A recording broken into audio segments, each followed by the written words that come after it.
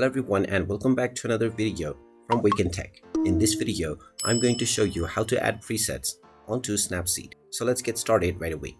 First of all, open up the Snapseed's application on your device and you can tap on the plus icon from the home page to open up a photo from your gallery. Once you open your desired photo that you want to edit, you will be taken to the Styles menu from which you will see various different presets as well. These are the default presets that are designed within the application. Now if you swipe at the very right, you will see a plus icon, which is a space where you can save your presets.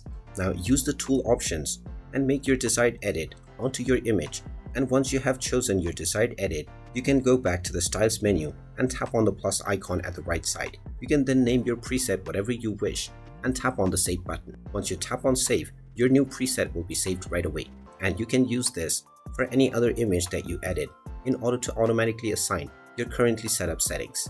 And there you have it. That is how easy it is to add presets onto Snapseed.